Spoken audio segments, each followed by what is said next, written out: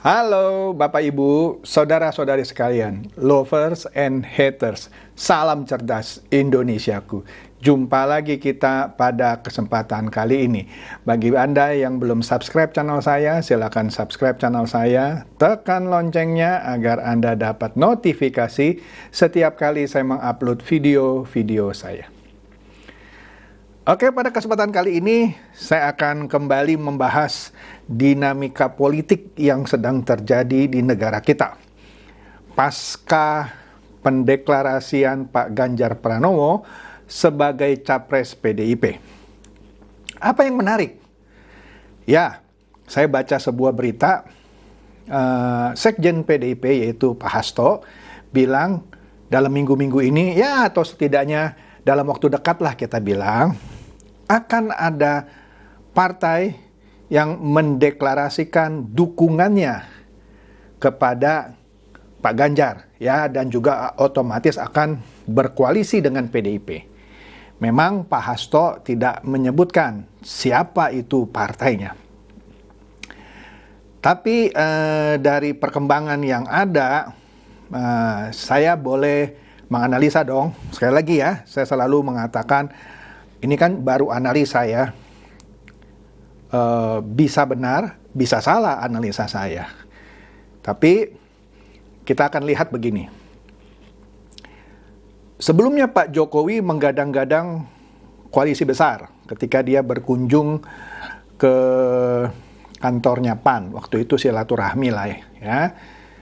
Di situ ya muncul yang namanya ide terbentuknya koalisi besar yang terdiri dari Koalisi Indonesia Raya yang di dalamnya ada Gerindra dan PKB, dan satu lagi Koalisi Indonesia Bersatu yang mana ada Golkar, PAN, dan P3. Oke? Nah, menariknya setelah itu ternyata dugaan semua orang yang bilang Puan yang akan dideklarasikan sebagai capres PDIP ternyata salah.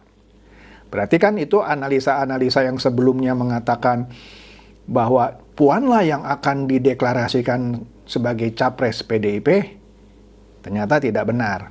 Akhirnya Pak Ganjar kan. Nah, setelah itu perkembangannya menarik, ya. Apalagi yang terjadi? Yaitu Sandiaga Uno yang keluar dari Gerindra. Padahal Sandiaga Uno kalau saya tidak salah itu wakil ketua Dewan Pembina kalau nggak salah, atau Dewan Pertimbangan, kira-kira itu lah ya, Gerindra. Ya, dia keluar dan masuk ke P3. Ya. Nah, di sini menariknya. Karena begini loh. Ada yang analisa bilang begini, dengan keluarnya Sandiaga Uno dari Gerindra ke P3, itu memungkinkan Sandiaga Uno akan dipasangkan kembali dengan Pak Prabowo. Kira-kira begitu, itu analisa, ada analisa seperti itu. Sehingga kalau Sandiaga Uno tidak keluar dari Gerindra, kan nggak mungkin masa dua-duanya dari partai yang sama. Meskipun Pilpres yang lalu kan pernah lah Pak Prabowo disandingkan dengan Sandiaga Uno meski sama-sama dari satu partai. Tapi kali ini nggak mungkin. Maka teori atau analisa pertama, Sandiaga Uno harus keluar, masuk P3. Jadi ketika kalau disandingkan lagi, secara logika politik masuk. Karena ini antara Gerindra dengan P3. Tapi kalau Sandiaga Uno dipasangkan dengan Pak Prabowo lagi, agak lucu karena Pak Prabowo kan sebelumnya juga sudah ada Caimin, yang waktu itu walaupun belum resmi digadang-gadang sebagai cawapresnya Pak Prabowo. Tentu Caimin akan kecewa. Bisa saja Caimin keluar dari Koalisi Indonesia Raya dan mungkin PKB yang akan bergabung ke PDIP. Mendukung Ganjar Pranowo. Kan politik itu dinamis, ya. Jadi analisa ini saya kurang setuju. Yang mengatakan dia keluar supaya bisa bersanding lagi dengan Pak Prabowo, saya nggak setuju. Yang saya cermati ada kemungkinan justru yang akan merapat ke PDIP adalah P3. P3. Nah, karena ternyata dari perkembangan yang ada, ternyata diketahui sosok Erick Thohir yang mungkin Pak Jokowi suka sebagai wakilnya Ganjar, dalam hal ini sebagai cawapresnya, sepertinya tidak disukai oleh para elit di PDIP. Nah, ini juga ada hubungannya lah dengan Piala Dunia U20 yang gagal itu. Tapi udahlah, kita nggak usah bicara itu lagi. Jadi, sepertinya mereka lebih suka dengan Sandiaga Uno. Apalagi dengan Pak Sandiaga Uno, nah, kan ada vitamin-vitamin ya dari Pak Sandiaga Uno, dan hal ini biaya-biaya untuk kampanye diperkirakan bisalah Pak Sandiaga Uno yang mendukung lah kira-kira. Jadi kemungkinan besar pasangan dari Pak Ganjar Pranowo bisa saja bukan Pak Erick Thohir, bisa saja Sandiaga Uno. Nah, kalau jadi nanti Sandiaga Uno dipasangkan dengan Ganjar Pranowo, maka partai yang merapat adalah P3. Oke, kemudian PAN juga mengatakan dia akan bersiraturahmi ke PDIP. Tapi saya kurang tahu apakah PAN juga akan merapat ke PDIP. Jadi ini akan meninggalkan cuma 3 partai. Gerindra, PKB, dan Golkar. Nah, baru-baru ini kita tahu setelah mengunjungi Pak Jokowi ke Solo, Pak Prabowo silaturahmi ke Abu Rizal Bakri sebagai Ketua Dewan Pembina Golkar. Dan nggak lama kemudian Pak Erlangga Hartanto mengunjungi Pak Prabowo. Walaupun dikatakan ini silaturahmi halal bihalal atau apapun gitu ya.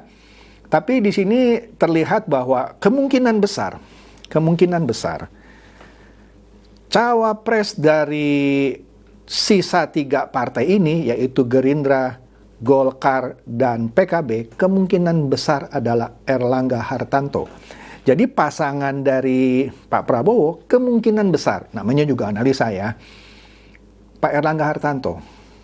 Nah, tapi masalahnya bagaimana supaya Caimin tidak kecewa. Nah, ini menjadi satu masalah lagi. Tetapi kalau P3 resmi merapat ke PDIP dan PAN juga merapat ke PDIP, sebenarnya penentuan Caimin atau Erlangga Hartanto akan lebih mudah.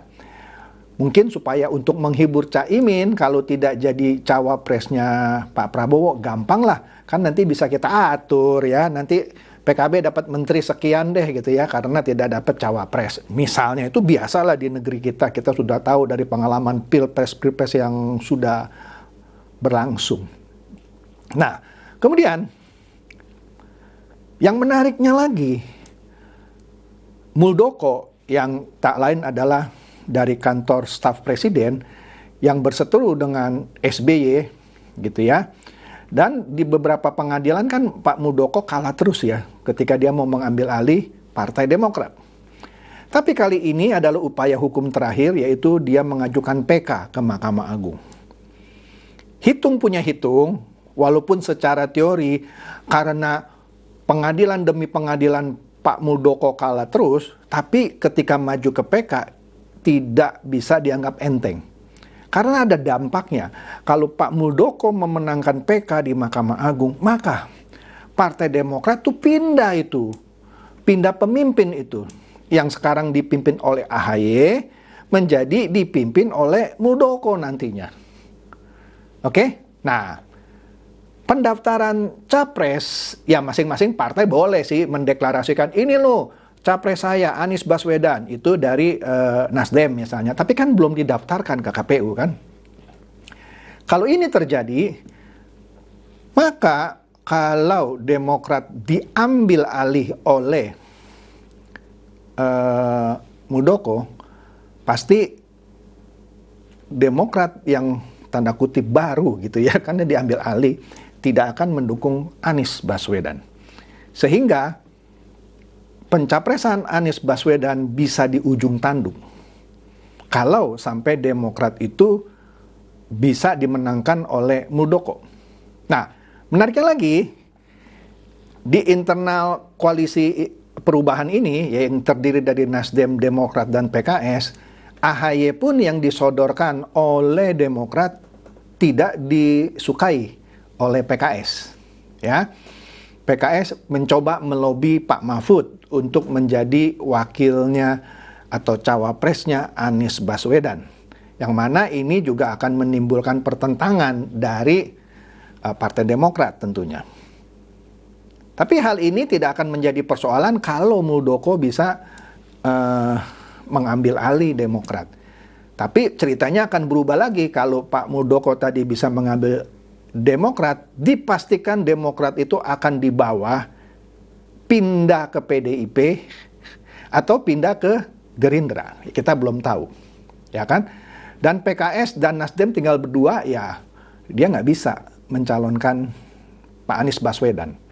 Ya, teori-teori yang menyatakan bahwa Pak Anies Baswedan akan dijadikan tersangka oleh KPK karena kasus Formula E gitu ya, sepertinya akan kecil ke sana.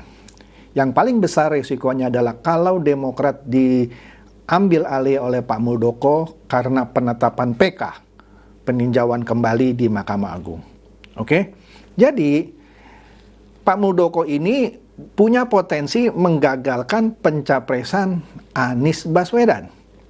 Menarik ya. Oke. Nah, ada juga teori yang menyatakan Sandiaga Uno ini ya masuk ke P3 ya, keluar dari Gerindra kan, supaya dipasangkan lagi dengan Anies Baswedan yang mana sebelumnya sukses merebut kursi gubernur dan wakil gubernur, mengalahkan Ahok dan Jarot. Ya. Nah, tetapi saya melihatnya sih kecil ya. Kalau sampai P3 bergabung ke koalisi perubahan, agak kecil. Yang paling besar saya melihat chance-nya adalah kalau P3 bergabung dengan PDIP mendukung Ganjar Pranowo. Dan bahkan Sandi dipasangkan sebagai cawapresnya Ganjar Pranowo. Itu yang masuk akal. Jadi, yang menarik dari perkembangan politik belakangan ini adalah, seperti yang pernah saya ulas juga, pasti capresnya harus 3. Dan tidak mungkin Pak Prabowo menjadi cawapresnya Pak Ganjar, atau Pak Ganjar menjadi cawapresnya Prabowo. Karena kalau ini terjadi penggabungan berdua, dan kalau Anies gagal menjadi cawapres, maka tidak ada pilpres tuh. Walaupun ada yang berteori, oh bisa kok dilakukan tetap jalan. Nah, tapi tidak demikian. Ya, masa calonnya cuma 1? Ya, kecuali kalau itu Pak siapa itu ya, Pak Erlangga Hartanto yang mengajukan diri sebagai capres nantinya.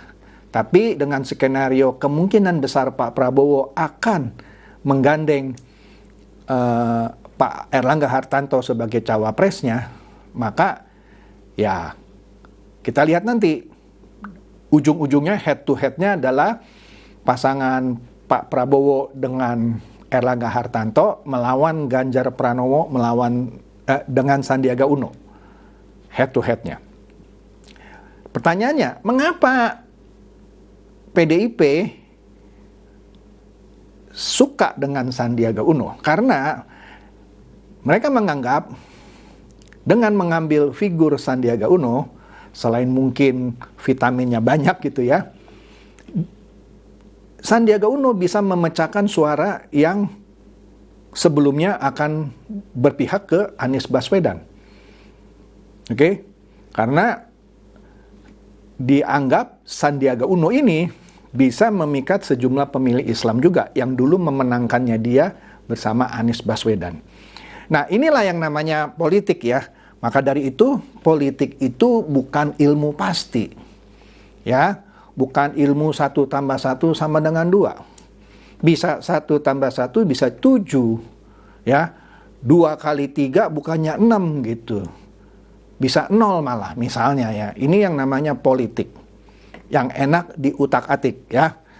Oleh karena itu, saya kok berkesimpulan yang namanya Sandiaga Uno dan Muldoko adalah justru ancaman serius bagi Anies Baswedan.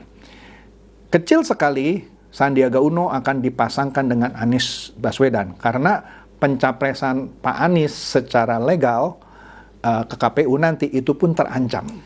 Selain faktor dari PKS yang tidak suka dengan AHY dan juga kemungkinan Demokrat akan diambil alih oleh Muldoko kalau Muldoko menang di tingkat PK. Oke? Sedangkan kecil kemungkinannya Pak Prabowo mengambil Pak Mahfud misalnya ya menjadi wakilnya karena ada Pak Erlangga Hartarto di situ ya.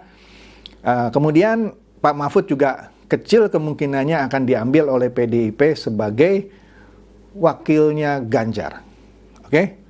Dan juga lebih jauh lagi kalau Pak Mahfud dipasangkan dengan Anies Baswedan.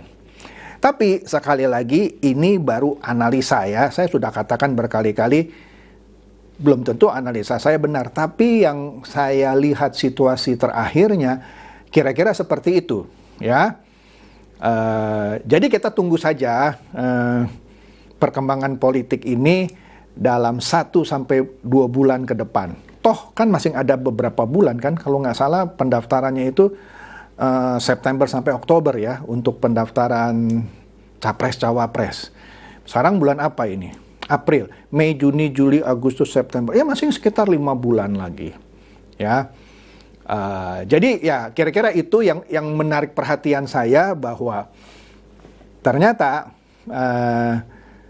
yang namanya di dunia politik tidak semua kawan menjadi kawan abadi dan juga tidak semua musuh menjadi musuh yang abadi.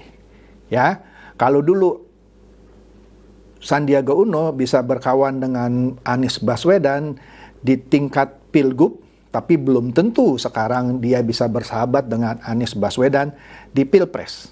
Apalagi ada isu soal peminjaman uang Anies Baswedan dan seterusnya itu ya. Itu satu. Dan juga tidak ada cerita seseorang yang bermusuhan tapi dia akan bermusuhan terus. Bisa saja di kemudian hari dia berteman. Oke? Jadi saya menganggap lucu gitu ya. Dulu saya terjebak dalam diskusi mengunggulkan atau di dalam diskusi dalam perdebatan gitu ya, mengunggulkan calon yang saya sukai dan ikut-ikut menjelek-jelekan calon yang tidak saya sukai. Kenapa? Akhirnya yang kita dukung atau kita bahkan yang kita jelek-jelekan, nggak lama dia berteman. Kita mah sibuk gitu ya, misalnya saling mendukung atau saling menjelek-jelekan, tetapi begitu pilpres usai, mereka yang sebelumnya musuh jadi berteman gitu ya. Jadi buat apa juga kita jelek-jelekin calon yang tidak kita sukai gitu ya. Saran saya kita nikmati aja prosesnya gitu ya. Maka dari itu kalau Anda lihat saya dari awal sampai sekarang tidak ada sedikit pun saya menjelek-jelekan calon manapun. Saya cuman menyampaikan analisa saya yang sudah saya katakan bisa saja benar, bisa saja tidak benar. Oke deh, itu saja. Semoga ini mencerdaskan dan mencerahkan Anda semua. Silakan share video saya ini kepada teman-teman, sahabat atau kerabat supaya mereka tambah cerdas dan tercerahkan. Seperti biasa, terima kasih.